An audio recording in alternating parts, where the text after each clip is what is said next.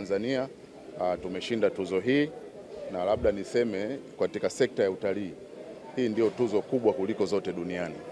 Kama ambavyo kwa wenzetu wa filamu wana tuzo zinaitwa Oscars, kwa wenzetu wa music kuna tuzo zinaitwa Grammy. Kwa hiyo hii tuzo tulioishika hapa ndio tuzo kubwa katika sekta ya utalii duniani. Kwa hiyo kutambulika kwetu ni jambo kubwa sana. Kwa hiyo niseme kwanza tuishukuru serikali yetu chini ya mama yetu, rais wetu Daktari Samia Suluhu Hassan, kwa sababu Mheshimiwa Rais na marais wengine wote waliopita wamewekeza sana nguvu zao kwenye uhifadhi, lakini pia kuendeleza utalii. Mnafahamu Mheshimiwa Rais alishiriki mpaka filamu ya Royal Tour na baadaye akashiriki filamu nyingine ya kuitangaza nchi yetu China inaitwa Amazing Tanzania. Kwa hiyo tuzo hii ni matokeo moja, uhifadhi, manake tusingekuwa tumehifadhi vivutio vyetu leo tusingeweza kushinda. 2019 kabla ya uviko, Tanzania idadi kubwa ya watalii wa nje ilifikia milioni 1.5, lakini ikashuka mpaka karibia 600,000, 800,000 baada ya Mheshimiwa Rais kuwekeza kwenye filamu ile na mikakati mingine ambayo tunaendelea kuitekeleza.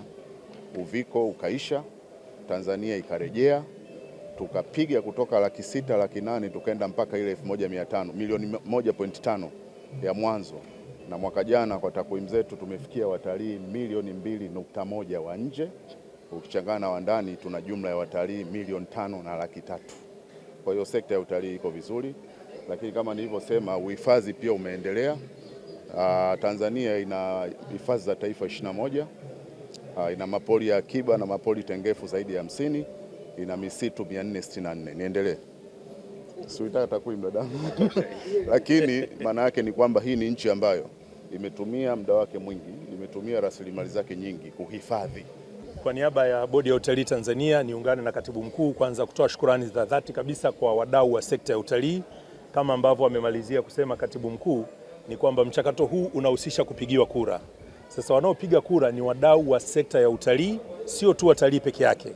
Kuna wao wameiona Tanzania na vivutio vyake vya utalii, hasa utalii huu wa safari, kama kituo bora kabisa duniani.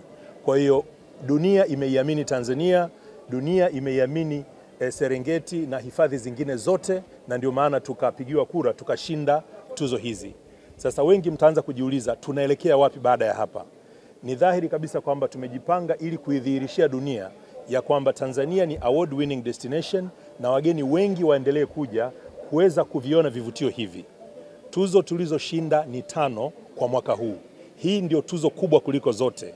Ni tuzo ambayo kama alivyosema Katibu Mkuu hapa ni kwamba Tanzania imekuwa ni nchi bora ya utalii wa safari duniani. Lakini miongoni mwetu tuliokwenda katika nchi hii ya Bahrain, Tanzania